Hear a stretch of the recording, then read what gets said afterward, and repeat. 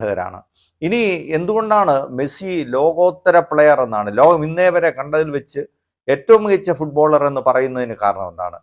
ഇന്ന് വരെ ലോകം കണ്ടതിൽ വെച്ച് ഏറ്റവും മികച്ച ഫുട്ബോളർമാർ ആരൊക്കെ എന്ന് ചോദിച്ചാൽ ഒരുപക്ഷെ ഒരുപാട് പേരുണ്ട്. നമുക്ക് 4 പേരിലേക്ക് ചുരുക്കാം. ഒന്നാമത്തത് ഫുട്ബോളിന്റെ ചക്രവർത്തി എന്നറിയപ്പെടുന്ന ബ്രസീലിലെ പെലെയാണ്. രണ്ടാമത്തെ ഫുട്ബോളിന്റെ ദൈവം എന്നറിയപ്പെടുന്ന അർജന്റീനയുടെ മാറഡോണോ. മൂന്നാമത്തത് പോർച്ചുഗലിന്റെ CR7 എന്ന് പറയപ്പെടുന്ന ക്രിസ്ത്യാനോ റൊണാൾഡോ.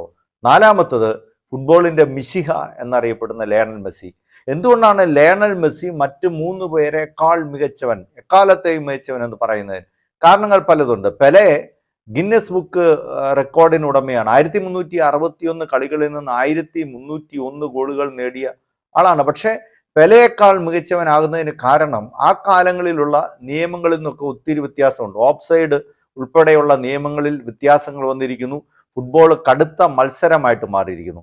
ഇനി ഈ ഫുട്ബോളിന്റെ സ്കില്ലുകളെ കുറിച്ച് നമ്മൾ അനലൈസ് ചെയ്യുമ്പോൾ അതിൽ അടിസ്ഥാനപരമായിട്ട് 6ഓളം സ്കില്ലുകളാണുള്ളത്. ഒന്നാമത്തെ സ്കില്ല് എന്ന് പറയുന്നത് passing skill, ball control skill രണ്ടാമത്തത്, അതുപോലെ dribbling skill, tackling skill, cognitive skill, shooting skill, ഇങ്ങനെ 5-6 പ്രധാനപ്പെട്ട സ്കില്ലുകളുണ്ട്.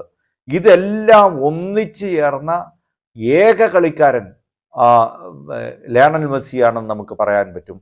ഓരോ സ്കില്ലും, ട്രിബിളിംഗ് സ്കില്ലിൽ മെസ്സിയെ വെല്ലാൻ ആരും തന്നെ ഇല്ല എന്ന്. ടാക്ലിംഗ് സ്കില്ല്, അതുപോലെ എത്ര കറക്റ്റായിട്ടാണ് പാസുകൾ അദ്ദേഹം നൽകുന്നത്, എത്ര ഷാർപ്പാണ് ബോള് കാലിൽ ഒട്ടിപ്പിടിപ്പിച്ചതുപോലെ അദ്ദേഹം പോകുമ്പോൾ.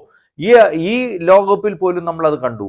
ഈ ഹാട്രിക്, അൾജീരിയക്കെതിരായ ഹാട്രിക്കിൽ 39-ാം വയസ്സിലും ആ പ്രതിഭയുടെ അസാമാന്യമായ